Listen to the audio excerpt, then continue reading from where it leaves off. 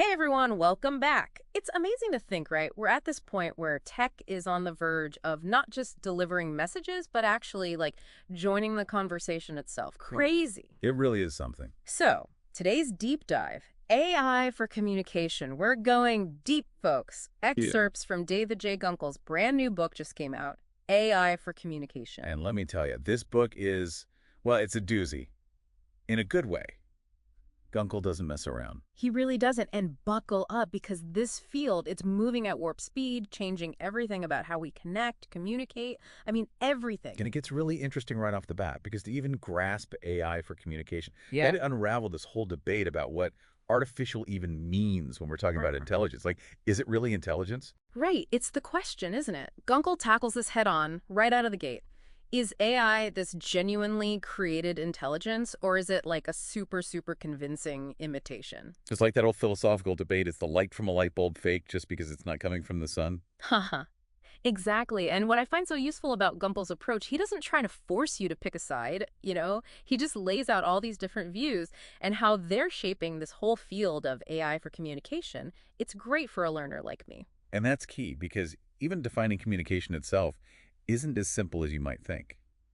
Gunger, he highlights two main views. Oh, here we go. Two views. Hit me. So you've got the transmission of information, right, like sending a quick text. But then there's communication as this ritual, creating a shared experience, not just spitting out data. Oh, that's so true. It's like when we ask someone, how are you, in passing, we don't actually expect them to give us a rundown of their entire week. Right. It's more about the social ritual of it, Mm, the connecting. exactly.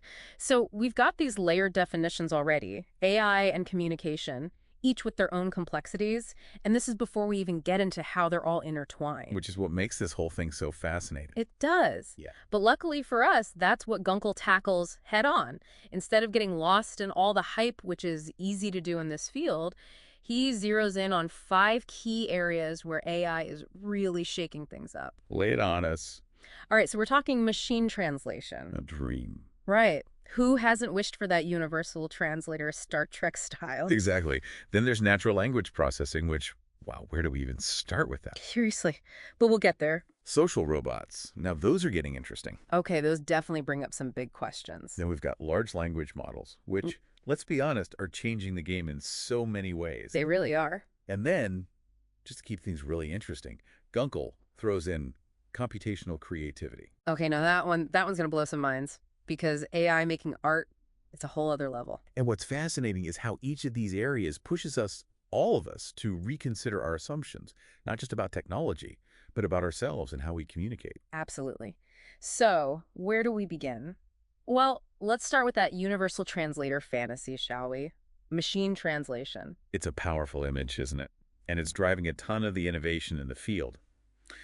But the story of machine translation, or MT, is a whole journey in itself. Yeah, we tend to picture it as this futuristic concept, but it's been evolving for decades, Oh, right? yeah. Decades, for sure. Yeah. The early systems, it's almost funny to think about now they were like advanced digital dictionaries, relying on pre-programmed translations. Very literal. So how do we go from those clunky early attempts to what we have today? The stuff that actually works, most of the time at least. Well, that's where things get really interesting. So there was this phase called example-based machine translation. Instead of just dictionaries, these systems learned from massive databases of existing translations, almost like how a student might learn from a textbook, seeing all the different ways things are phrased. So you're saying instead of direct programming, it was more like teaching a computer to learn a language by throwing a ton of examples at it, letting it figure out the patterns. Bingo! That's a great way to put it. Yeah. But the real revolution, that came with the switch to statistical MT, and then here's the real game changer, neural networks. Ah, neural networks. That seems to be the magic phrase in AI these days. Everything's got them. So what makes them so powerful for translations specifically? Think of it this way. Those older methods, it was like they were trying to translate word by word, missing the forest for the tree, all the nuance, the context, gone. Neural networks, they analyze this insane amount of data, right? And they start to understand the relationships between words, whole phrases, even entire ideas. So they translate meaning, not just individual words, much more accurate. So it's less about just swapping words and more about capturing the essence of what's being said? Precisely. Wow. Okay, that makes a lot of sense. So what's an example of that in action? Something people might recognize? Think about Google Translate. Remember those early versions? You'd pop in a phrase and get back something totally bonkers, hilarious but totally wrong. Oh, yeah, we've all been there. It's a meme at this point. Right. But in 2016, they switched over to neural networks. And it was like night and day. The accuracy, the fluency, it all skyrocketed. A real testament to how fast this stuff is changing. It's incredible. But here's a thought. If AI can eventually translate anything instantly, why even bother learning another language? Ah, the big question. Yeah. And Gunkel gets into this. He brings up a really thought-provoking point for this philosopher, George Steiner.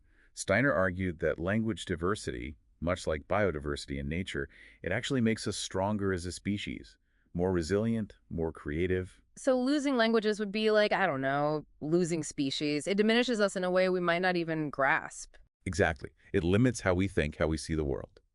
And Gunkel suggests that maybe machine translation, instead of making language learning obsolete, it might actually change how we learn languages. Make it easier, more efficient, who knows? That's a fascinating way to look at it. Not about replacing language, but augmenting our ability to learn and connect.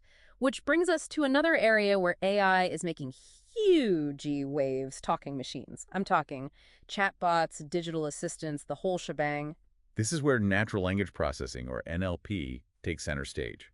It's the engine behind those customer service chatbots we all love to hate. Oh, tell me about it. Sometimes they're helpful, sometimes not so much. Right. It's a work in progress, but it's also the tech behind those voice assistants we have in our homes, our phones, everywhere. It's all NLP. Okay, so just to be clear, NLP is basically the field of AI that focuses on teaching machines to understand us, to process human language, right? Exactly. But it goes beyond just understanding individual words. It's Yeah. about intent, nuance, even those unspoken rules we have in conversation that we don't even realize are there. Tricky stuff. So NLP is about teaching machines not just the words, but the music, so to speak, the unspoken rules of the conversation. Exactly. And that brings us back to those chatbots. They've come a long way, but are they truly talking to us? Gunkel digs into this whole idea of chatbots creating the illusion of a conversation. Right, because you think about it, they're still pretty limited, right? They are, even the really advanced ones. Gunkel points out a few key things about them, like how they usually stick to this question and answer format. You ask, they answer, very structured. Which makes sense because human conversation, it's messy. We jump around, go on tangents. Exactly, and chatbots, they thrive on that structure. Another thing is, they're mostly text-based. Right. Right, so much of human communication is nonverbal body language, tone of voice. Chatbots, they don't have that. So it's almost like the limitations of chatbots actually help create this illusion of intelligence because we fill in the blanks. It's like when we read a book, right? We create this whole world in our heads based on the author's words. We do the same thing with chatbots, adding in all this nuance that might not actually be there. Fascinating. So how does that play out when we move beyond text and into the world of voice assistants, like Siri or Alexa? That's where things get really interesting. We're talking about spoken dialogue systems, or SDS for short. These systems are doing even more to create that illusion of a back and forth, like you're talking to a real person. Okay, so what's going on behind the scenes there? How do they make it sound so natural? It's actually a whole orchestra of technology working together. First, you've got automatic speech recognition, or ASR. That's the part that converts your spoken words into text the system can understand. So that's how they hear us, essentially. Then there's dialogue management. That's the brains of the operation, figuring out what you mean, deciding how to respond. And finally, there's text-to-speech synthesis, or TTS, which takes that response and converts it back into something we hear as spoken words. Wow. So it's like this whole hidden conversation happening in milliseconds, from speech to text to figuring out a response back to speech. Exactly. And it's happening faster and faster all the time. But Gunkel points out that even with these advances, different systems have their own quirks and personalities, so to speak. Oh, totally. Like Siri feels different from Alexa, even if they can both tell you the weather. Right. And part of that is intentional. The developers build in these little nuances to make them seem more relatable, more human. Which I guess brings us back to that question, when does it get creepy? When are we giving these systems too much personality? It's a fine line, isn't it? And Gunkel doesn't shy away from the ethical dilemmas this technology brings up. He talks about things like privacy concerns, these devices listening all the time. Which is something we all think about, right? For sure. And then there's the potential for these companies to exploit all the data these systems are gathering. Not to mention the tendency we have as humans to anthropomorphize, to treat these systems like they're our friends, even though they're not. It's true. I've caught myself doing that, talking to my phone like it's a person. But it makes you think, is that harmless fun or is it masking deeper issues? That's the question, isn't it? And I think it's one we each have to grapple with as these technologies become more integrated into our lives. Gunkel doesn't give easy answers, but he lays out the challenges really well. Which is what we want, right? To Yeah. be informed, to be thoughtful about this stuff. But speaking of thoughtful, there's another area Gumpel dives into that really blew my mind. Social robots. We're talking actual physical robots, not just voices in a box. Now, this is where things get really sci-fi. Gunkel explores how these robots are moving beyond just tools, becoming more like companions. It's both fascinating and, I'll admit, a little unnerving. I'm right there with you. So, what are we talking about here? What makes a robot social? Is it just a matter of programming it to say hello? It's so much more than that. Gunkel talks about this whole spectrum of social robots. On one end, you've got simple toys that might just make eye contact or mimic basic movements, but even that can evoke a social response. Oh, totally. Like those baby dolls that cry and coo, people form attachments to those, and they're not even robots. Exactly. But then, on the other end of the spectrum, you've got these incredibly sophisticated androids, like Sophia, that was even granted citizenship in Saudi Arabia. I remember that. It was all over the news. It makes you wonder, where's the line between machine and person? Right. And Gunkel dives into all the complexities of that question. Hmm. He talks about this thing called the uncanny valley. Have you heard of that? I think so. It's something to do with robots that look almost human, but not quite, and it's kind of creepy, right? You got it. It's like our brains are wired to be both fascinated and repelled by things that blur that line. Which makes designing these social robots even trickier. It's not just about function anymore, it's about navigating this whole emotional terrain. Exactly. And that leads to some really big questions like, if a robot looks and acts human-like, how should we treat it? Do we owe it any kind of moral consideration? It's almost like we need a whole new ethical framework for interacting with these AI systems as they become more integrated into our lives. It's definitely not just, it's just a machine anymore. Definitely not. And this debate about robot rights, which might sound crazy, but it's something people are seriously talking about. It's wild. Okay, but before we go down that particular rabbit hole, there's another area Gunkel explores that I think is especially relevant today: large language models. I'm talking about the tech behind things like ChatGPT, Bard, all those systems that seem to be able to, well, talk like us. Ah, yes. The LLMs. Yeah, They've really captured the public imagination, haven't they? for good reason. I mean, I've played around with ChatGPT. It's incredibly impressive. But honestly, I still don't fully grasp how it works. What are these large language models and what makes them different from, say, a really advanced search engine? Imagine feeding a computer, basically. The entire internet. Mm-hmm. Not just websites, but every book, article, code repository, everything. That's essentially what powers an LLM. They're trained on this insane amount of text and code, and they learn to recognize patterns and relationships in language. So it's not just about memorizing information, it's about understanding how language itself works. Exactly. They don't understand in a human way, of course, Mm-hmm. but they become unbelievably good at predicting what words are likely to come next in a sequence based on all that data they've processed. It's all about probability and patterns. And that's how they can do things like write poems, generate different kinds of creative text formats, answer questions in a way that sounds so human. Exactly. It's like having this, I don't know, this digital Shakespeare at your fingertips. Want a sonnet? Done. Want a blog post? No problem. It is pretty mind-blowing. But if they're that good at mimicking us, how do we know what's real anymore? Like, if an AI writes a poem, who gets the credit? Ah, you've hit on one of the hottest debates surrounding LLMs. And Google does a great job of laying out both sides. Yeah. You've got folks saying LLMs are just tools, like a really, really fancy thesaurus, right? Helping humans to express themselves. Hmm. But then you've got others who are saying, no, wait a minute, these LLMs are doing something truly creative, maybe even deserving of recognition in their own right. So it's like we're redefining what it means to be a creator, an artist in the age of AI. That's exactly what's happening. And it's not just theoretical. Think about the impact LLMs are already having on things like journalism, marketing, heck, even software development. It's true. They're everywhere. And it does make you wonder about the ethics of it all. Absolutely. Yeah. Because if these LLMs are trained on all the data out there, the good, the bad, the ugly, they're going to inherit all the biases, the misinformation, everything. Right. So it's like giving a megaphone to, well, the entirety of human thought with all its flaws and contradictions. A very powerful megaphone. And that's why Gunkel stresses how crucial it is to think critically about this technology. We can't just blindly accept what it produces. We need to be aware of its limitations, its potential for bias, all of that.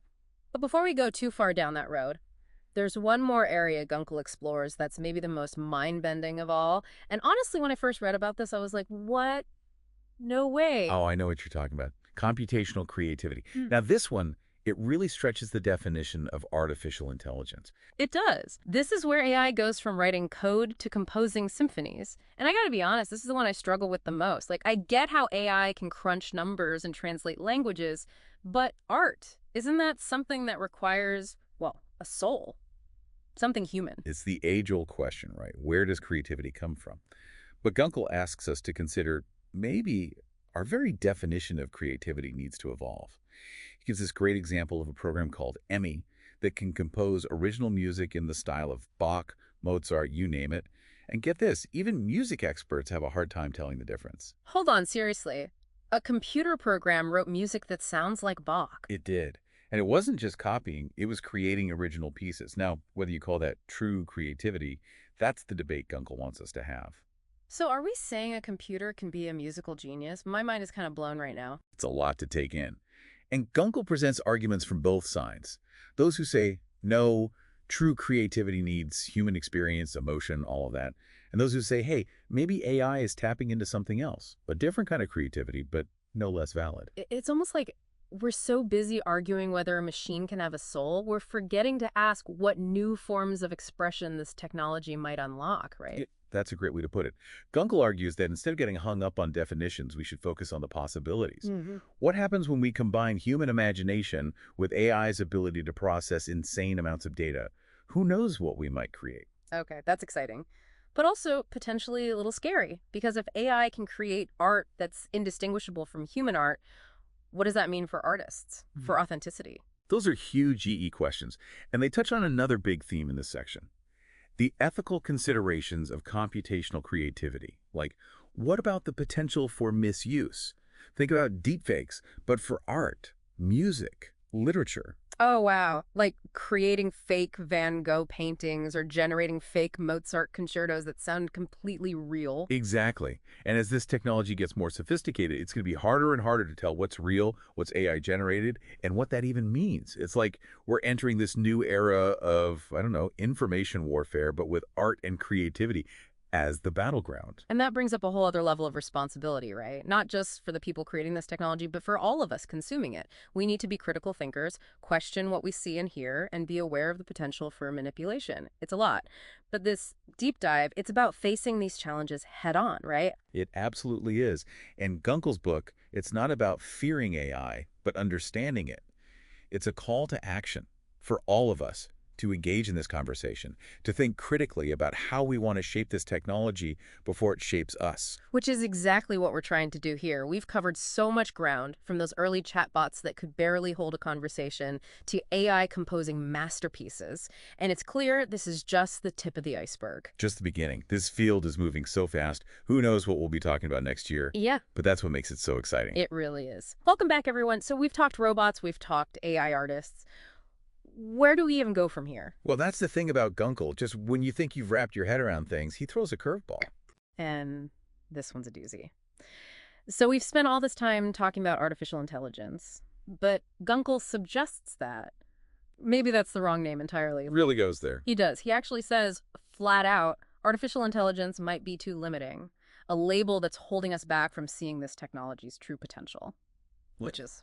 Well, he argues that instead of AI, thinking of it as a communication science might be closer to the mark. It's not just about intelligence in a vacuum. It's about how these systems interact with us, with the world, through communication. Okay, so a different way of framing the whole thing, but why? What's the point of ditching a term like AI that everyone uses? Gunkel actually gets into the history of how the term AI came about. And it's pretty fascinating. Apparently, back in the day, there's this whole other field called cybernetics. Cybernetics? Like robot stuff? Kind of. It was focused on communication and control systems, both in living organisms and in machines.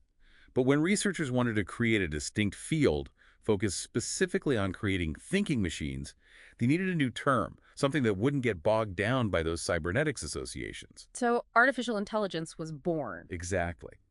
But Gunkel argues that by moving away from cybernetics, we might have lost sight of something important to the interconnectedness of it all, and that revisiting those cybernetic ideas with its focus on feedback loops, adaptation, communication as a system, it could be incredibly valuable for understanding where AI is going. Okay, so it's not just a semantic argument. It's about how this different framing could change our entire understanding of AI and its implications. Right. And that leads to, you guessed it, more ethical questions. Because if AI is becoming more communicative, more capable of acting autonomously, where does our responsibility come in? Gunkel really pushes on that. So are we talking about AI being held accountable for its actions? That's a whole other level. It's a tough one, right? I mean, when a self-driving car makes a mistake, who's at fault? Right, these aren't just hypothetical thought experiments anymore. This stuff is impacting the real world. Exactly. And it's only going to get more complex as AI systems become more integrated into our lives. We can't just throw our hands up and say, well, the robots did it. So what do we do? Does Gunkel offer any solutions? He doesn't claim to have all the answers, but he does offer a path forward. He argues that we need to shift our focus from just asking, can AI do this, Yeah. to should AI do this, and how can we ensure that AI is developed and used responsibly? It's about moving beyond the technical achievements and really grappling with the ethical implications, which, let's be honest, is something we haven't always been great at. True. But Gunkel is hopeful. He believes that by having these tough conversations, by engaging with these ethical dilemmas head-on, we can create a future where AI is a force for good in the world. A force for good. I like the sound of that. But it's going to take all of us being informed, engaged, and willing to ask the tough questions. Absolutely. And that's what we've tried to do in this deep dive. Yeah. We've explored the incredible potential of AI for communication, but also some of the challenges, the ethical gray areas, and the big questions that we as a society need to address. Well said. It's been quite a journey, from those early chatbots to the mind-bending possibilities of computational creativity. We've covered a lot of ground, learned a ton, and I, for one, am walking away with a whole new perspective. Me too. And that's the power of a deep dive like this. It's not about easy answers. It's about opening up new ways of thinking, sparking curiosity, and maybe, just maybe, inspiring some action. And on that note, a huge thank you to our expert for being our guide through this fascinating and rapidly evolving world of AI for communication. It's been my pleasure. And to all of you listening, keep those questions coming, keep exploring, and join us again next time for another deep dive into the frontiers of technology, culture, and the human experience. Until then, stay curious,